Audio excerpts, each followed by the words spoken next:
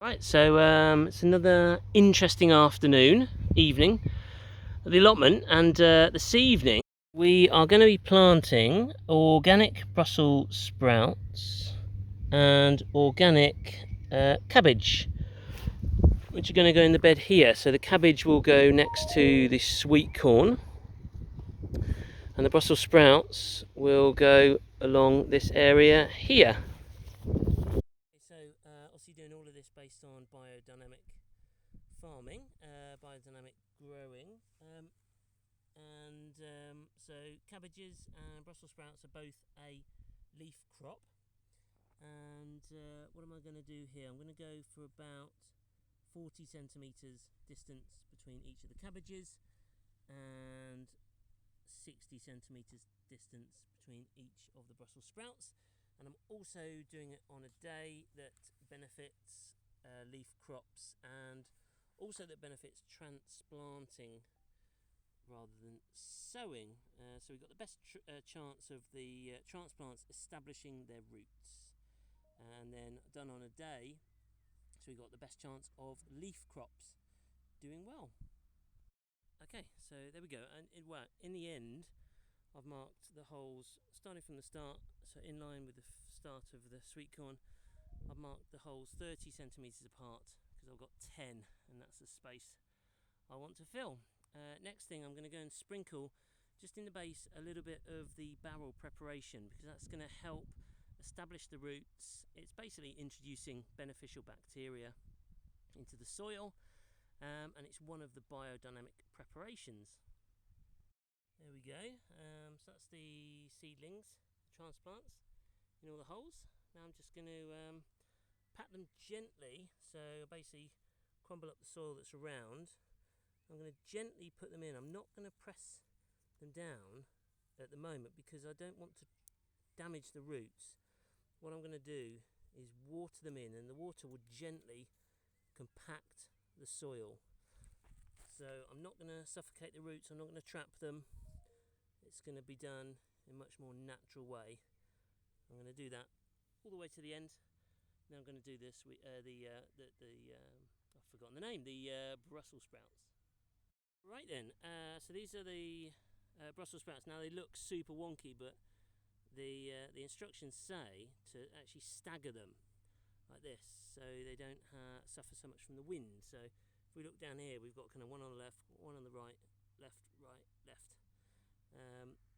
And then this is ultimately in the bed with the lettuce, the shallots, the leeks, although it looks like a thistle garden, which it is. But I'll sort those I'll sort those out later. And then the onions as well. So I'm going to do the same thing. I've sprinkled some barrel preparation in the bottom to help establish the roots and give them a good start. I'm going to just brush in the soil, and I'm going to water them in. There we go.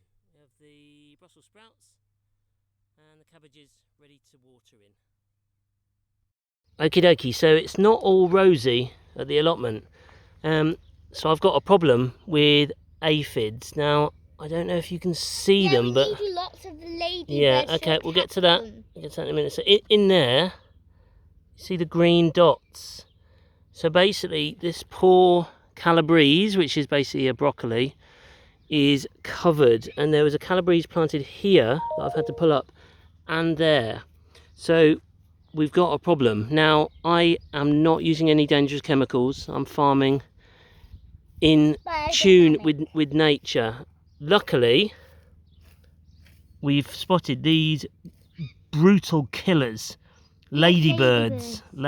So they eat the green flies. They eat the aphids, and that one's struggling to even get on that leaf. That is, yeah. But let's just let them go on what they want to do. So the good thing is, I can see lots of ladybirds around here. Now the other thing I'm going to do is I'm making a chive infusion. So basically, chives are a great companion plant. They help to deter. And I've just got a ladybird right here. Got a ladybird, yeah. So we're trying to encourage the ladybirds. Oops, sorry. Just be careful with them.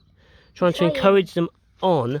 So actually, you can see in here is the worst. You can see down there. You can see it almost like a powder. So it is a proper infestation. But yeah, let's see how we get on. Yeah, let's see how we get on with nature helping us out and us giving it a helping hand as well. The other problem we've got is in the wormery. So we can see climbing around there is an ant, and inside there have been lots of ants. Don't appear to be as many today, but there are also these tiny, you probably can't see them, but just on the edge, spider mites, red spider mites. Now, from what I've read, the ants show that the wormery is too dry. The spider mites show that it's too wet. So there's a bit of experimentation going on here.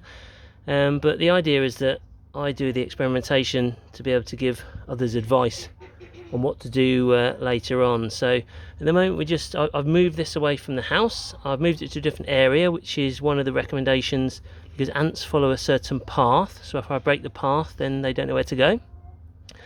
And I'm just going to let it settle for a little bit longer. And there's an ant behind it. Yeah, and then I'm going to keep checking.